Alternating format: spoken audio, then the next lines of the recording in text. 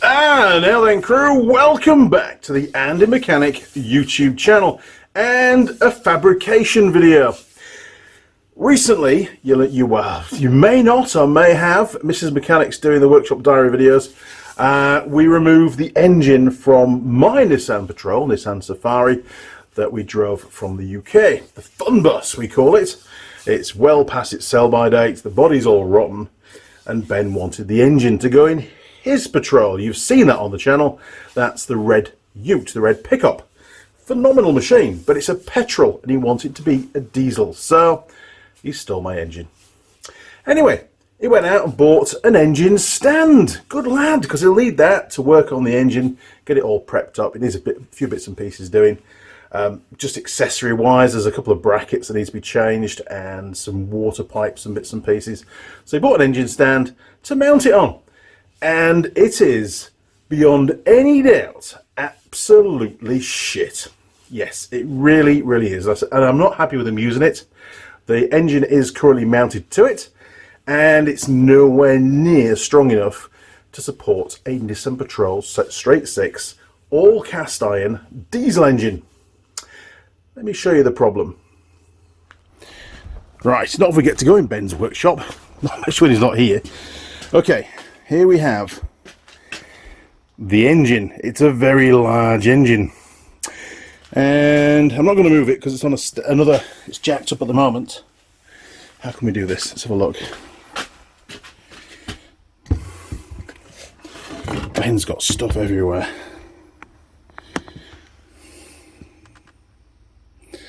There, that works.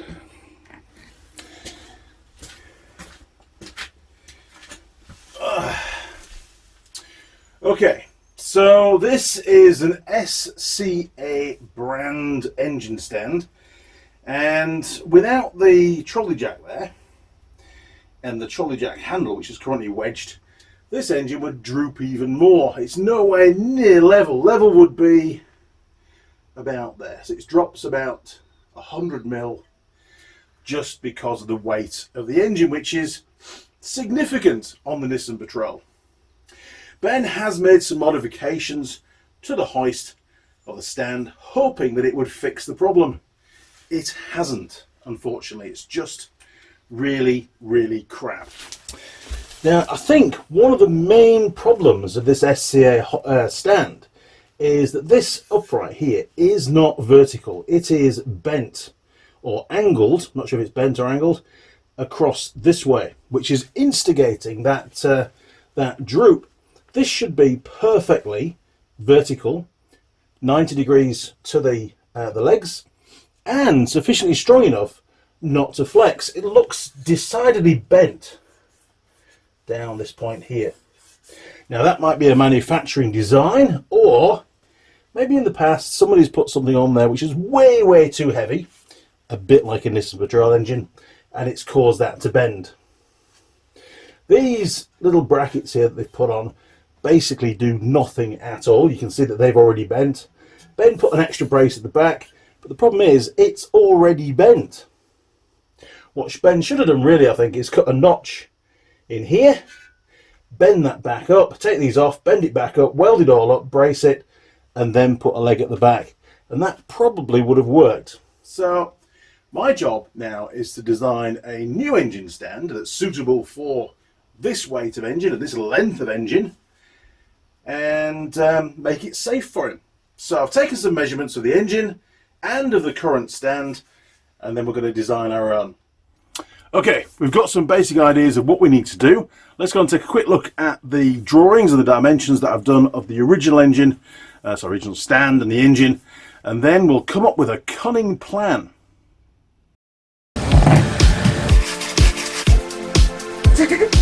Used.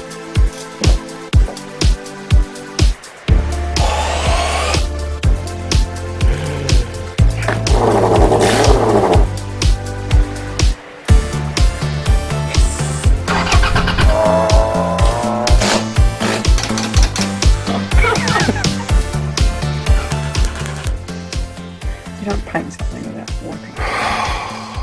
Honestly. Okay, we're back. Now, drawing first, I think. Now, first of all, engine dimensions. I'm not entirely sure on the weight because my crane scale has died. It's gone a bit dilally, so we couldn't weigh it when it was up on the digger, on Trevor. But the engine is approximately 820 millimeters long from the flywheel to the crankshaft pulley at the front. It's about 600 millimeters wide and about 700 mil deep. Now, the current engine stand. This is the one, the SCA stand, and these dimensions include the modifications that Ben's already made. He actually extended the length of the legs a bit, hoping that that would fix the problem. At the back, and there's casters on all 4 points, here, here, here, and here. This is about 800 wide. The whole thing is about now 1130 mil in length, and the width between the 2 legs, because they're at a bit of an angle, is about 880. So a little bit wider here than it is up there. I know the drawing doesn't reflect that. It's just a sketch. Now on the side view here, the total height up to where the tube is to allow rotation of the engine, so the base of the tube down to the top of the box here, is about 620. So it gives me some rough ideas of dimensions that we want to try and sort of stick to if we can. Doesn't really want to be much higher than that because that'll make it quite unstable pushing it around. And I don't think we need to increase the footprint any bigger because it's quite stable. It's not a problem. It's just very droopy, which is always a problem, isn't it? Okay, now this is going to be a budget build, and I'm hoping that the basic design of this is going to be helpful to lots and lots of people out there that want to work on an engine, don't want to go out and buy an engine stand because, to be fair, some of the Chinese ones are, as we've seen, rubbish. And you might think, well, I'll make my own. So you can follow along and hopefully get a few tips and tricks. I've had a rake around the workshop to find what steel I've got that's going to be appropriate. I want to up the size, the thickness, and the dimensions of the steel quite considerably to the SCA stand because it clearly isn't strong enough. It needs to be on wheels, so I've dug some casters out. And one piece of steel is absolutely enormous, but it is completely redundant now. It was bought for a different project. Don't need to use it for that anymore. And I think, well, if it flexes with that piece of steel on it, we've got a serious problem, haven't we? Obviously, when you make your own stand, you won't need to use something quite as substantial as that, unless, of course, you're building a stand for something extremely large. Okay, I'll show you now what bits and pieces I've found. There are lots of other bits and pieces around the workshop, but this is the main stuff. This is the heavy gauge for the main frame. Okay, bit of freehand for you.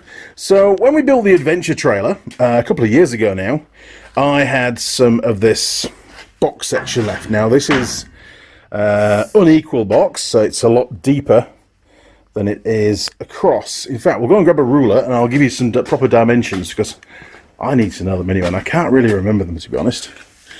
So have we got a ruler? Yes, we have. Here we go. Okay, so this is, sorry, it's all metric. This is 50 mil wide by 100 mil deep. That makes it nice and easy. So 50 mil wide, 100 mil deep. And as you can see, we've got 3 decent lengths of that. That's all I've got. I have to make it, you know, with what I've got here. Now, if we come around this side here, this is the huge piece of steel that I've had sat in my workshop for ages, up in the rafters. And it really is a monster. It was purchased to make the two, basically a frame to hold some of the air compressors, and this is, we're going to cut this in half, and it was going to be for the pallet forks to go in to lift everything out of the way.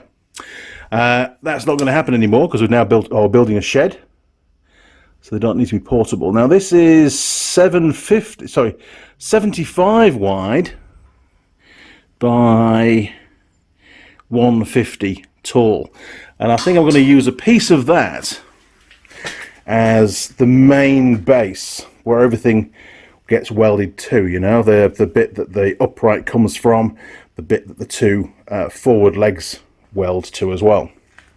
Okay, you've got an idea. Wheels, obviously we need some heavy duty casters, really heavy duty casters, and I've found these. So these two are rubberized wheels, which is great on concrete, and these two are more of a nylon type. That's okay. I'm thinking of these two to go on the main section, the main piece, and then these ones to go on the end of the two legs. They're all swivelly, and these ones have got some really good brakes. I used these temporarily on the workstations when I was moving around the workshop to weld them up, so I know they can cope with a hell of a lot of weight, so we should be okay there. I found some nice thick steel plate, which no doubt will come in handy for gussets and bits and pieces. If we need to put them in, we will wait and see. Now, I have a surprise. Okay, now the frame itself is pretty basic. It shouldn't take too long to design it up, cut the pieces, and get them all tacked together to you know, form essentially the engine stand. The complicated bit, and the bit I really struggled with, hang on.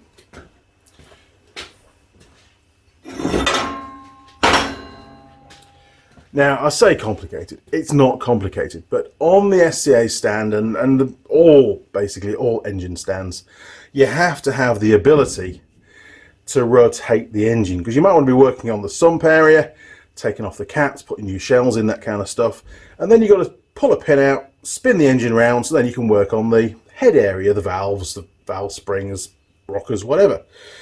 And to do that, traditionally, you use a couple of bits of pipe. Here's one. It's a reasonable wall thickness. I'm not over happy with it, but I don't have another piece of pipe that this would slide into. And that's how they do it. And then the pipe, this one will have the plate on it that has the brackets that then mounts the engine. This, I think, is a little bit lightweight. And if I'm going to build an engine stand with this kind of steel, it needs to be super strong on that rotating coupling kind of thing. And I haven't got the bits to do it. So I was thinking, what else could I use? We'll have a think. And I did have a think, and I came up with a cunning plan. Let me show you. So I had a spare Nissan Patrol axle down the garden, and I extracted the stub axle and the front hub. Super strong, designed to cope with an awful lot more weight than just an engine, right? So this is way on top of the job.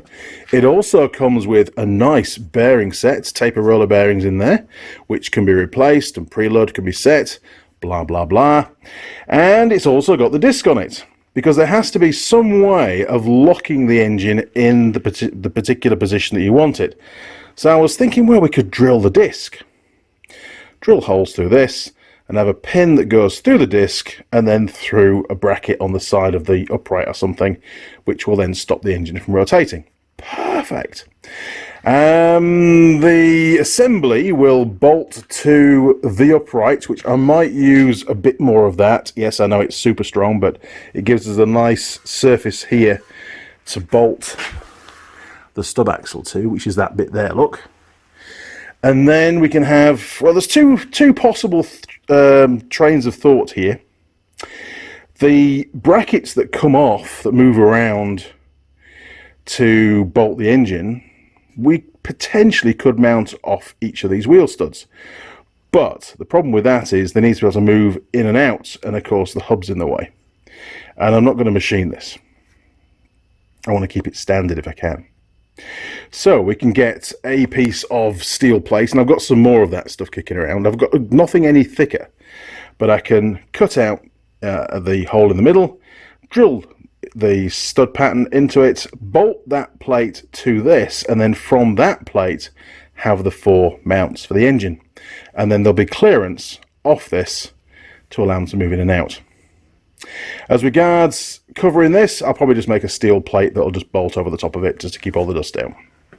I'm not going to use the freewheeling hub because it'll protrude way more, and I don't want that, because don't forget this is the back of the engine around this area here, so we need to leave some clearance if we can. So we've sort of got some pretty good ingredients, haven't we? Okay, enough freehand for now, and I know you're already saying, Andy, we tuned in to watch you cut things up and weld them together. Yes, but like all my videos, I like to take you along on the journey, and things may well change as we get further into the project. So if you're one of those that just fast forwards to watch little snippets, you're probably going to miss the best parts of this video. So I think the next job is to draft up some kind of design, and to do that I'm going to need some cardboard and a pen. Here we go.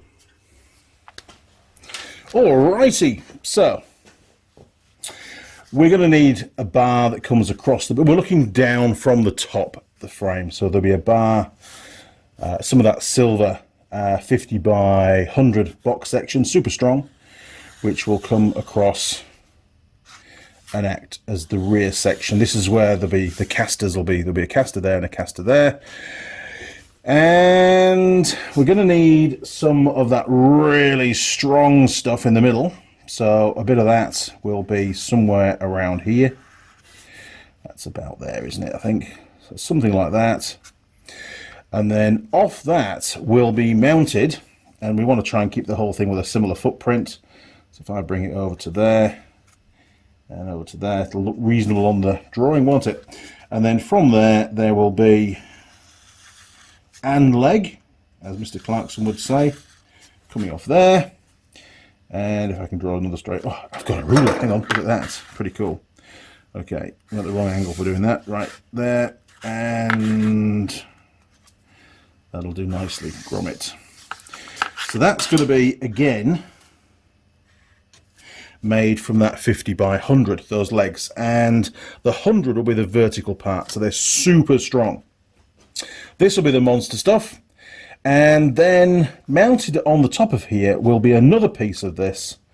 Basically, I would say something like, we want gussets both sides if we can, so we'll probably possibly put it in the middle, like that, looking upwards, and that is going to be the vertical piece. And then the hub that I've shown you in the vise and the stub axle will bolt to the front of that, and that'll give us our turny bit.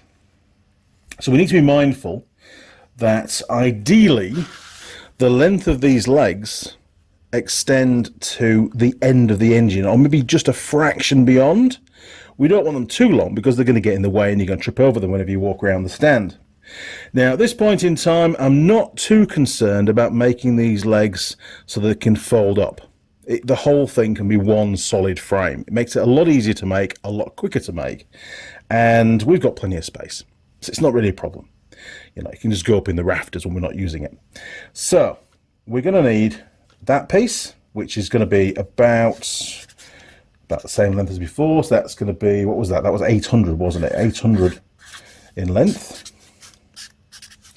And this piece in the middle here, well, we can, the wider apart, I mean, at the end of the day, we're going to have a caster basically under there, a caster under there, a caster under here, and one under there. And that gives us a really nice big footprint, so the whole thing should be good and stable. The fact these are going to be welded solid, again, there'll be no movement on the pins, which would be great. So we need to work, I need to work out basically how long we're going to make that piece. Probably, if that's 800, probably 400 will be fine. So we'll just put a little mark in there, look, and we'll do that 400. That's that monster piece there.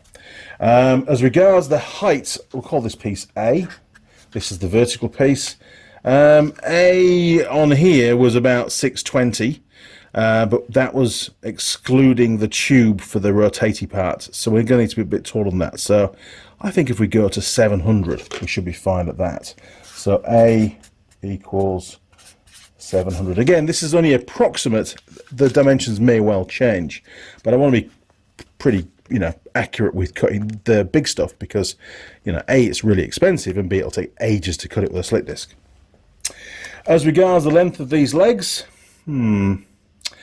well, on Ben's, he's got his about 1130 all the way to the end, so we can add that to the drawing. Now, I think our hub is going to take up a bit more room here, so let's make those 1200 from there to there.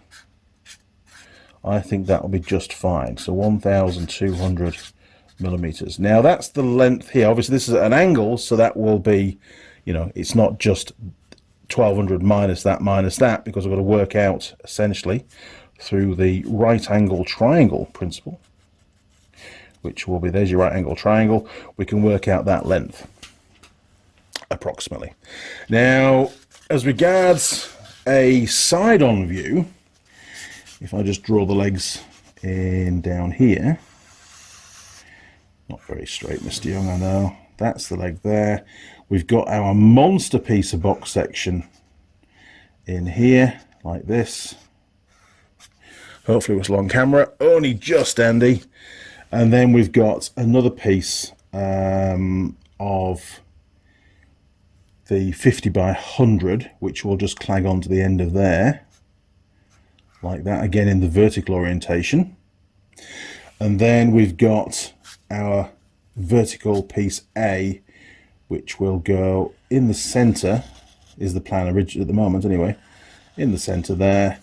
Might be some gussets, probably will, because we've seen the problem that we've seen with the SCA model is that's where it bent down the bottom because there were no gussets. That will then come up, and then off there will be the hub, so that will bolt somehow to this. There might be a plate, or it may bolt all the way through. It's strong enough to cope with that. I don't think they're going to come loose. I can always weld some tubes inside if need be, just spots weld some tubes so the box section doesn't crush. But man, it's 8mm wall thickness. It's not going to flex, I don't think.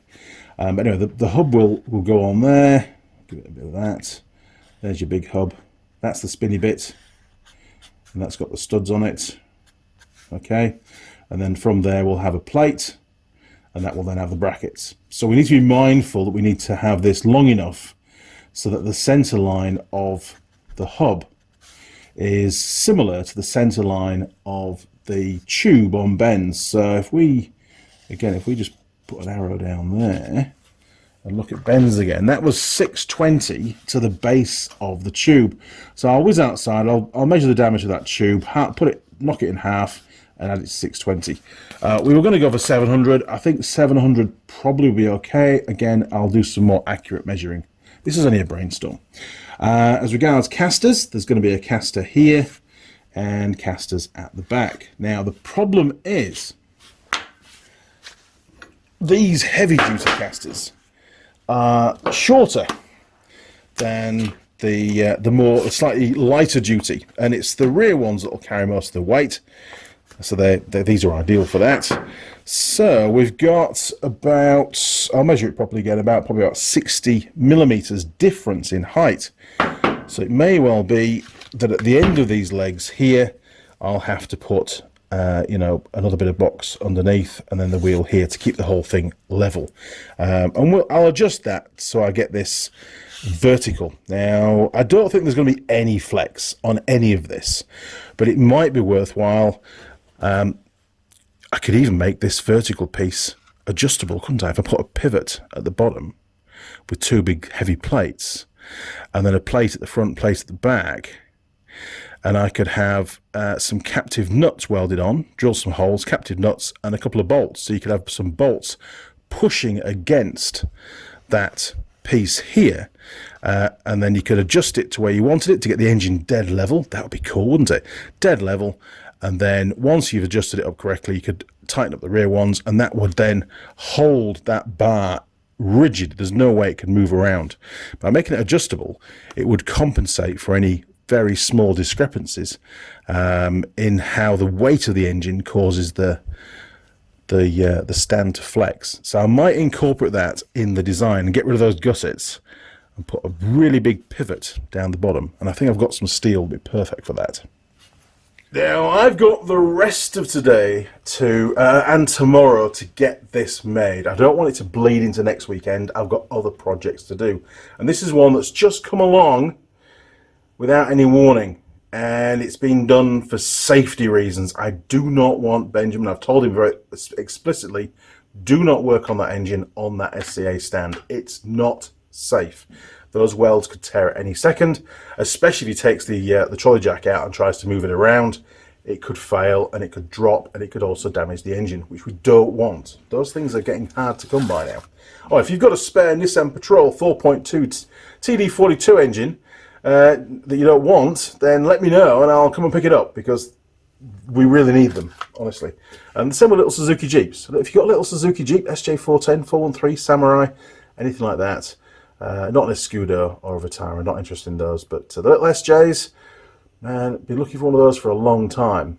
I want to do some videos on one of those. Anyway, but only if you're in New Zealand, right? I'm not trekking, you know, I can't bring one in from abroad, unfortunately. Okay, it's time to do some measuring and some cutting. And I think we will start with the piece at the back and the A piece of the monster box section, which is going to sit forward of it. And then we can have a measure up of the legs, get the legs cut, get those welded on. And I think at that point, it'll be coming together, won't it? It'll be taking shape. And then all we've got to do from there on is build the vertical piece, cut that, design the pivot for that, and how we're going to make those adjusting bolts. Should be pretty easy, I reckon. Just for reference, all of the box section on the underside will all be at the same height, so I can just line everything up on the bench and tack it all together. Plus it means that if you're moving it around your workshop or Ben's got to go over something, there's nothing underneath to catch. It's all exactly the same height. Yeah, cunning. Okay, here we go. 800 we said, didn't we, for the rear piece? So 800 is there.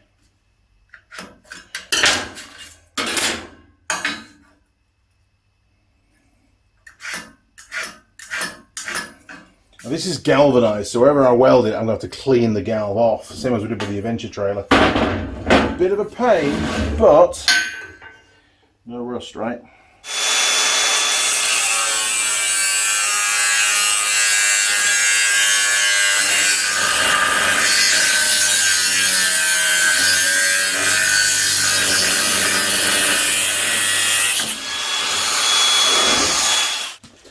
Okay, so this is the top. That's 800 millimeters. Okay, that is cut. Now I cut that from the longest length because I need to make sure I've got two lengths long enough. The other two lengths are long enough for the two legs. You've got to be smart when you cut stuff. Right, we now need the massive piece, and it's really heavy.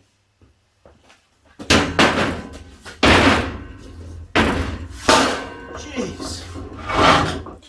Right, said Fred. 400. I reckon that'll be absolutely fine. It's not quite as easy to get a right angle on these because it's such a big radius. But it's near enough, isn't it, for this job?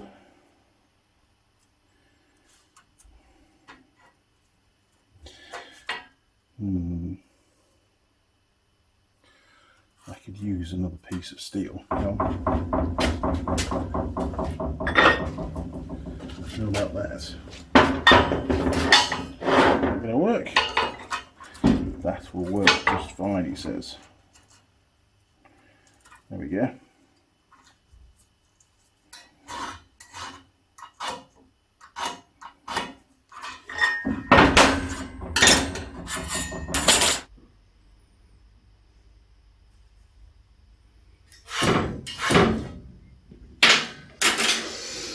Now this could take quite some time for me to cut, so here's a message from tool girl Holly. Over to you, Holly. Hey Andy, that's going to need some elbow grease.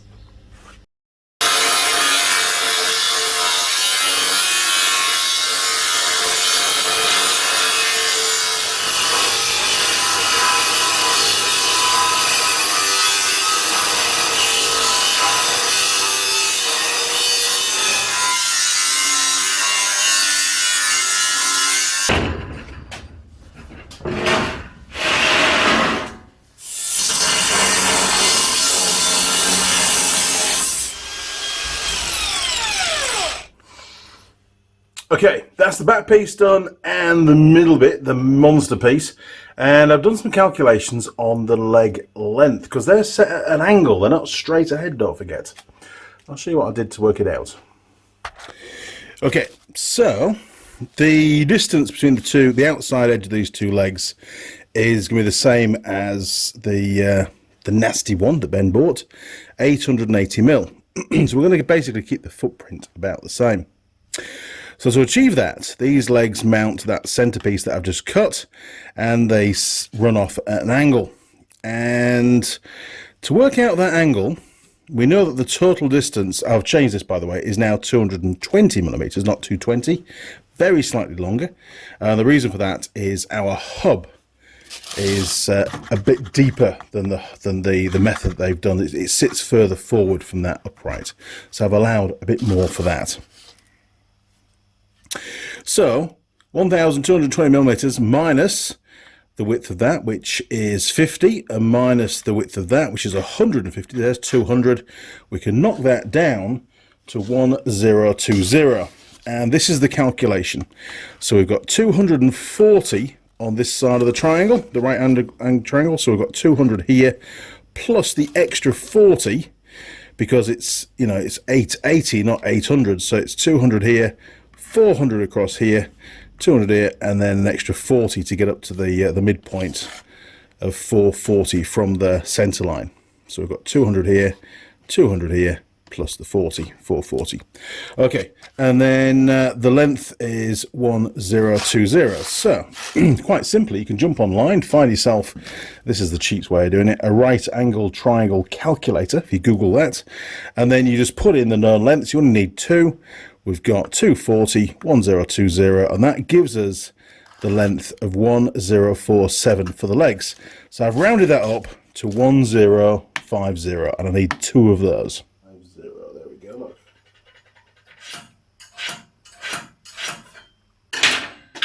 Good thing with the galv is you can see where you're scoring real easily.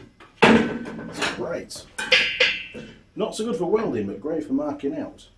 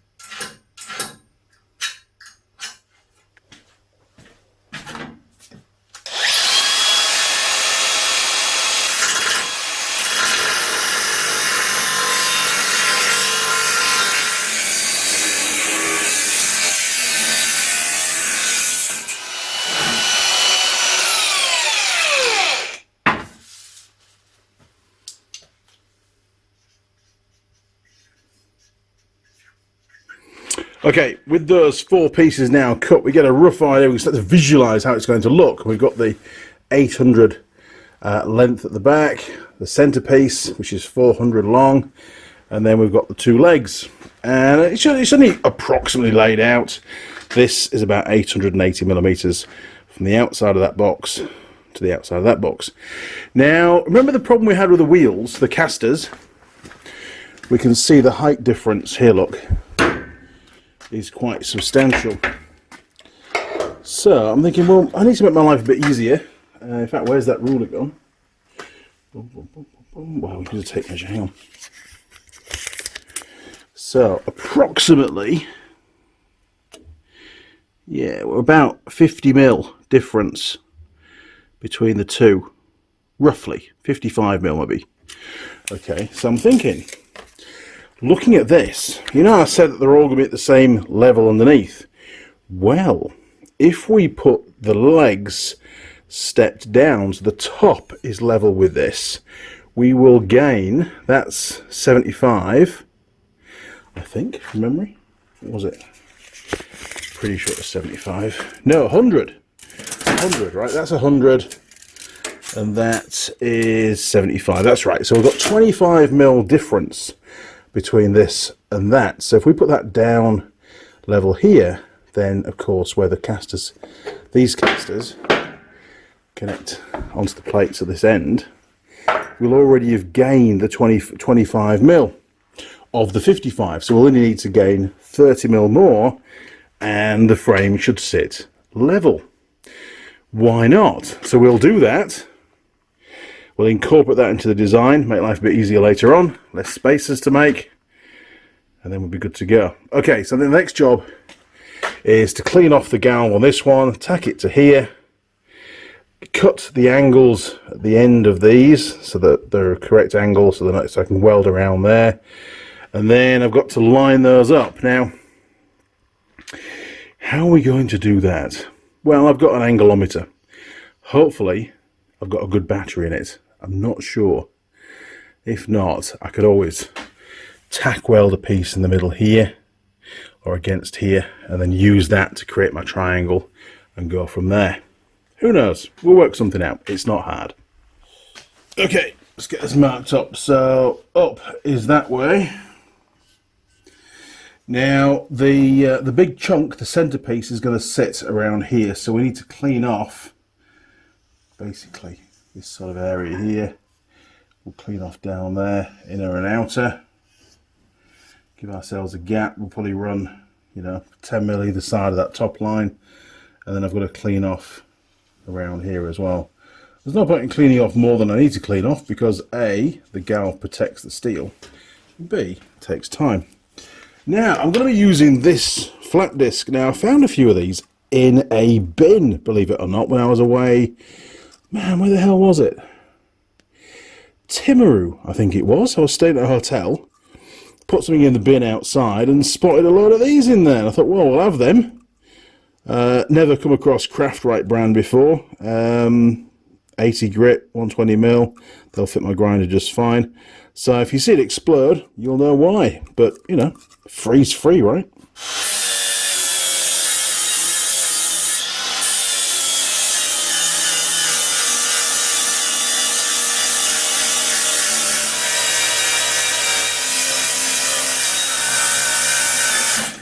Go.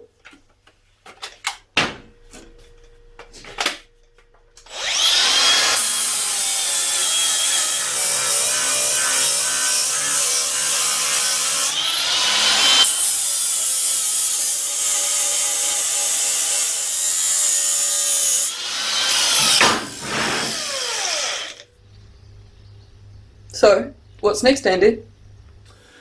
Okay, we need to mark it accurately now, don't we, before we line it up with that box section. The big stuff. So 800 long.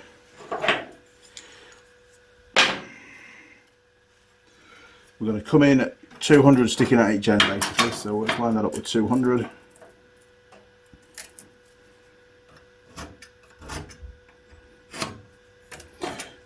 And it'll be 600 the next one.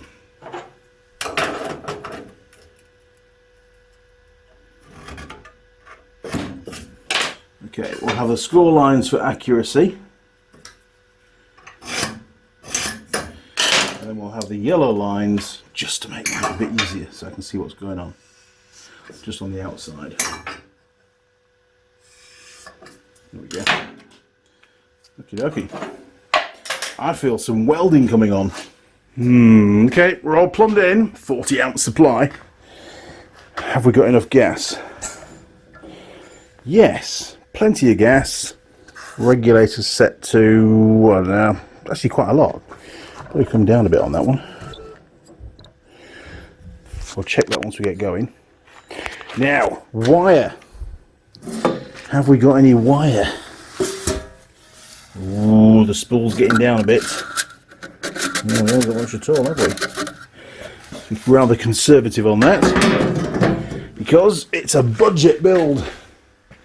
I think we do have up here, Ben found me some 0.8, a much smaller reel there, 5 kg, about a third the size. So that might get us out of trouble if we run out. It's been up there for a long time. Okay, all clamped up. I've put it on the two legs because my bench actually, well, you can see there, look. See how it drops down in the middle?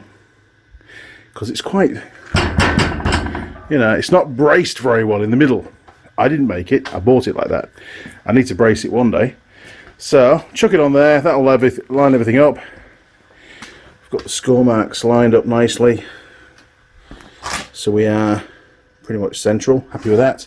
There's a little bit of tolerance on this. I mean, don't forget, you know, the Chinese did a pretty bad job with the last one. This will be a lot better. I'm not too concerned about being a millimetre out, so happy with that. We'll get it tacked up. Everything's going to be tacked for now.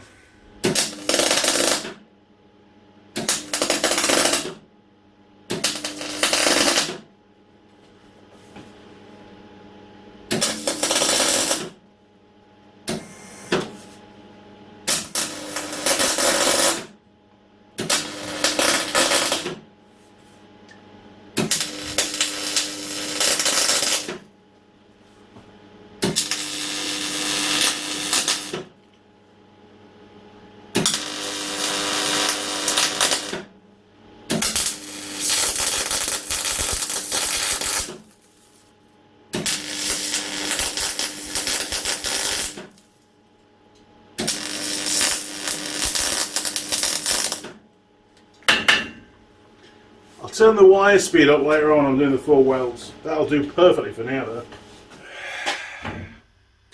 We now need to work out where the legs are going to go. But I've got to cut those angles first, haven't I? Okay, we'll stick this out of the way to cool down. Okay, remember the magic triangle. So we've got 76.8 and a 13.2 degrees. And if I move that out of the way, on the end, this is the leg which, if you're looking at the end of, where's my diagram? Hang on. Okay, so if we're looking at the engine stand in this sort of angle, this will be the left leg, this will be the right leg. And as you can see, on the left leg, it needs cutting so that we're taking more off on the outside than the inside, right? Okay, keep it simple. So, I always draw a little angle line just to remind me, because it's very easy to get wrong, and I mark the top of the box section. So, we need to get our special angulometer, and yes, the battery was flat, and yes, I stole one out of my other welding mask, in fact the one that I modified for filming, so we will undo that. That's the lock. Jeez, that was tight. We'll turn it on. It's very useful this, but it's a bit cumbersome. We will turn it on, hang on, turn it on, wrong one, there we go. And we will set this to 13.2, I think, from memory. And it's not very durable either. Always scared I'm going to break it, so I need to get something better one day. But it did the roof of the workshop. What do we say, 13.2? Happens to be where the arm is. Right, so we're about there.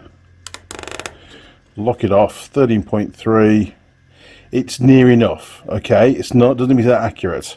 Okay, and what we'll do is we'll transpose this onto the actual box.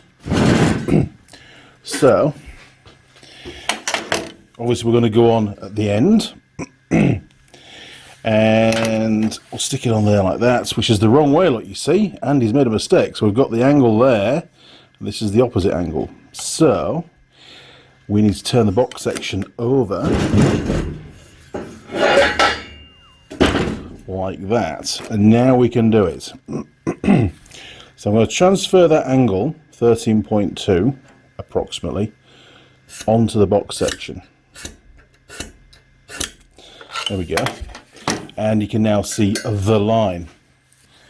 And then, just to make life a lot easier, I have this super cool tool here, which I can then just transpose that angle to, so I'm not burning batteries. There we go. Again, it's near enough, because you know what? We have a welder. Make sure that's locked off. There we go. We now have the correct angle on this, which means I can put this somewhere nice and safe, so I don't destroy it. Okay, let's get it marked up. So we've done this side. This is the underside. We'll flip it back over, and now we can put, see, wrong side, put it on this side here. We know that it's it's right. Now I know that angle is totally different, but it's just a generic angle. Now when you're doing this, it's very important that you look down. Hang on, let's get you angled properly. There we go, look. Maybe we need something a bit brighter underneath, like that. So there we go, it's better. Very important that you go right to the edge. See there, look? The edge of the box section with the tool. Yeah, because you don't want to cut there, because then we're going to cut the leg too short. So it needs to be just lined up, which it is. And then we'll score that. Excellent. We will turn it back over again without destroying the other pen. And you can see on this one, we just did a generic line. It wasn't in the corner, and that was deliberate because I wanted to set this to the tool up. So now I'm going to look across from the top with my abysmal eyesight. There we go, that's cool. And we'll mark that one. Now there is another way of working these angles out, and it's using the same formula. And we know what remember how we worked it out before? We know what the distance is across here, which in this particular case is 50 millimeters. We want to know this distance here, and we know what that angle is. So you can put the angle for this part of the triangle, and this is obviously a right angle triangle again, same formula. You can put this angle in, 13.2, and you can put this distance in, 50 millimeters, and it will tell you this, together with all the other measurements, it will tell you what this length is. Now the length obviously is the length on the outside edge of the box section. You can just measure that up in millimeters and then draw your line. So there's lots of different ways of doing it. I find this is a really quick way of doing it. You know, once you've set it, you're good to go. But if you don't have one of these fancy angle measuring things, and it wasn't cheap and it chomps through batteries, then just, you know, using the right angle triangle rule, it makes life so much easier, and it doesn't cost anything, which is nice, other than you need internet access, or old school a calculator and work it out using cos, sin and tan. Man, I haven't done that for like 35 years ish, so that's old school. There's new ways of doing it, right? There's calculators online which make us all stupid, but they are really convenient. So I'll mark this up. I'll do that right angle triangle calculation, and we'll see how far out I am. Could be millimeters. All right, I'll show you. This is the one I use, calculator.net, right triangle calculator. So it gives you a diagram. It labels all the bits and pieces, and this is for right angle triangle, so don't try it for anything else as it won't work. Okay, so we know it's 50 across here. Imagine that's the triangle here. Can you see that? The lights? Yes, there we are. Look, you can see the triangle. We've got the straight edge side here, which is A on the diagram. That's what we want to know. We need to know A. We know what this is. That's 50, so we'll put in B, we'll put 50. And we know that this angle here is 13.2. All right, so from the 90, that's important. So from this side here, this is where it gets confusing, isn't it? From this side here, yes, from the 90, 13.2. So A, so alpha, I think what they call that, don't they? See, it's got a squirrely A. Look for the squirrely A. There, look, 13.2. Calculate. So all it needs, 2 pieces of information, and it gives you everything. Look at that. It's pretty cool. So we wanted to know A. A is 11.73. So basically 11.7, right? Because we can't be that accurate. 11.7. So the distance from here to that line there should be 11 point, what was it? 11.3. Yes. Hang on, 11.7. Sorry, 11.7. So 11 point, basically almost 12 millimeters. So we'll check. Ooh, my battery's charged up. Okay. See, I didn't cut the video there because you thought I might be cheating. Alright, hang on, we'll just get you some... Can you see that? There. Alright, you can see it with my hand. In fact, we'll just stick the cardboard up on there. How's that? There you go. Should be able to see a lot better now. Ish. Can we zoom down? Yes, there we go. Okay, so we're going to measure from the edge of here to that line. Now, I'm not a fabrication expert by any means, but this is a little trick. It's one of the methods that I use. So we'll just put the verniers on the end there. We'll bring it in until it goes near the line. I'm not looking at the reading. There we go. What do we got? 12.13. And it was what, 11 points? Yes, there we are. Look, 11.73. And we got 12.13. So we're not far off. And I mean, yeah, I was probably a bit liberal. I wasn't quite on the line. There you go, look. So we're pretty damn close. It's close enough. So now I need to cut that triangle bit out and do the same on the other leg.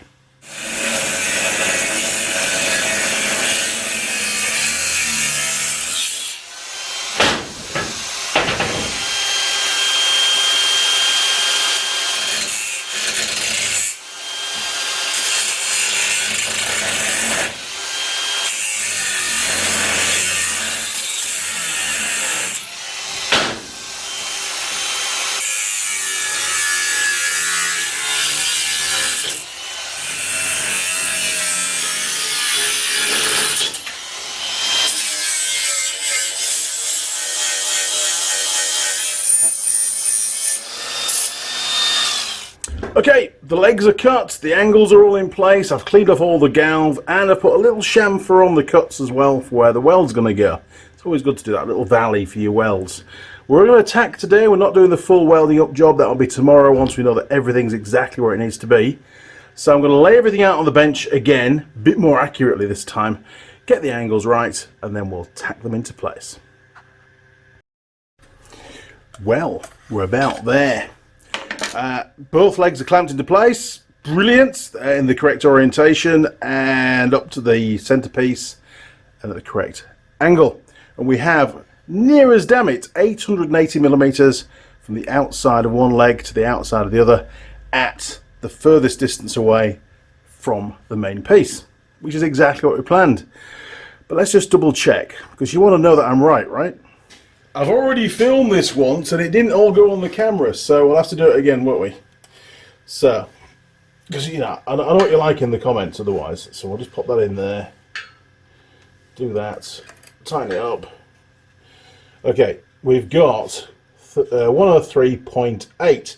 Now it's 103.8 because we have to add 90 degrees because we've got this additional 90 degrees here, look, you see. So it's 90 plus 13.7-ish. And we're, you know, pretty damn close. Okay, so we'll do this one. The main thing is that they're both the same, right? That's the critical part. And what have we got there? 1.4 now. It has moved a fraction. It was 1.8. It's 103.85 is what it was. It tends to have a tendency of increasing when you tighten this up because it forces it round a bit, which is really annoying. But we'll give it one more go. I won't tighten it quite so tight. There you go, 103.7. Perfect. Okay, so we know that these two angles are near as damn it exactly right. So we can tack this. But before I do that, I want to just prove to you that we're 880 mil across the legs. Okay, we'll use the tape measure for this. I know it's not that accurate, but it's pretty accurate. So hopefully it'll stay on there, look. Stay on, stay on, stay on, stay on. Oh, there you go, look. How's that? It's bang on, isn't it? Woohoo! Okay, so we are set up. We're good to go. Everything's clamped up. Everything's the right angle. I just got to tack it up. And I need to be quick because Mrs. Mechanic has gone out to buy me some more cigarettes. Yes, I know I shouldn't buy cigarettes anymore. Shouldn't smoke anymore, but it is what it is. So, get it tacked up. Maybe I'll weld it all up. Who knows how long she'll be. Let's crack on though, because today is a long day.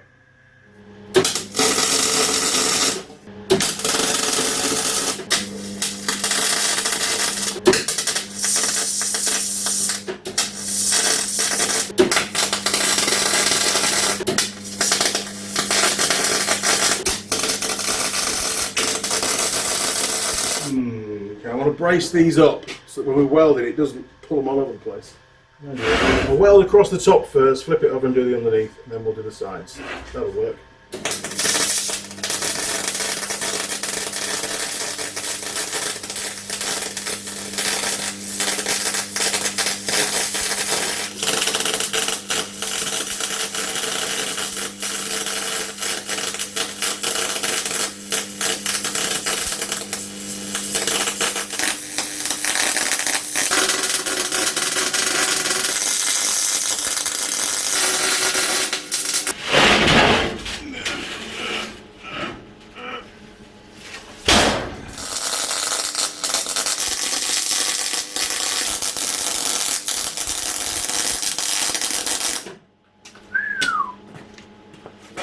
Looking good.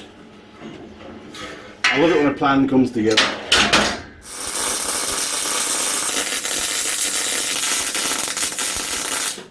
Right, let's take a look. Well, we're very close to the end of the day. It's upside down at the moment, by the way. You can tell by the writing. And that wasn't too bad, was it really, for a rush job? Yeah, no risk of blowing holes in this metal, especially that one. Proper stuff that is, isn't it, eh? Okay, so what we'll do here is probably I'll cut these back a little bit and we'll chamfer them, or I'll work something out to tidy them up. It's not a problem. I explain why we did that. Now what we need to do is remeasure across there to see if it's changed, because I bet it has a little bit. That's what heat does when you weld stuff. Alright, filming left-handed this time so that the tape measures the correct way up for you. So we'll stick that on there. Sorry, on the camera, Andy. Here we go. That was 880 before, wasn't it? Yes. So it's shrunk by 4 mil. It's pulled those legs in, which is well within tolerance. That'll work. I'm going to lose sleep over that. Okay, this brings me to the end. Well, I've run out of time. It's the end of today, and we'll be back again in the morning. In the meantime, here's a word from Tool Girl Holly. Over to you, Holly. Oh, and great job on the last one, by the way. Very good. Got to give him credit where credit's due, haven't you?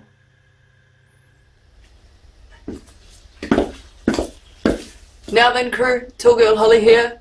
Don't miss the next live stream, 8:30 AM Sunday.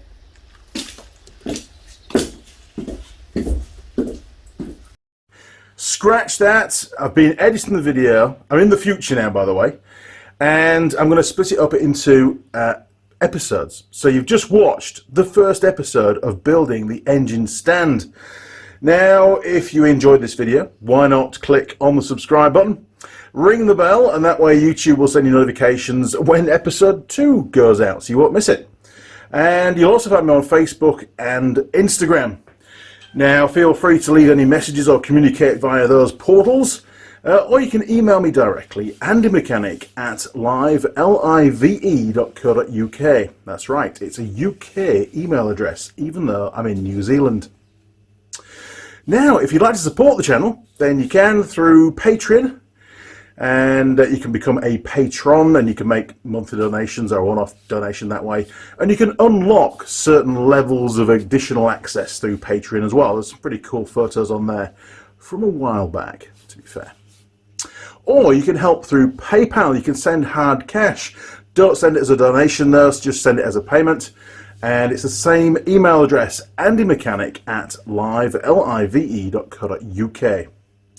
Okay, crew. Well, the other option you could do is you could share a video on your social media platform, just to get a few more viewers to the channel. We're very close to 100,000 subscribers. It'd be great to hit that by the end of the year.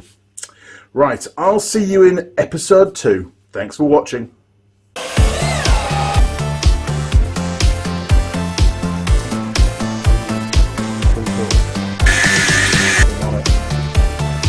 And you get the thing up again. Oh!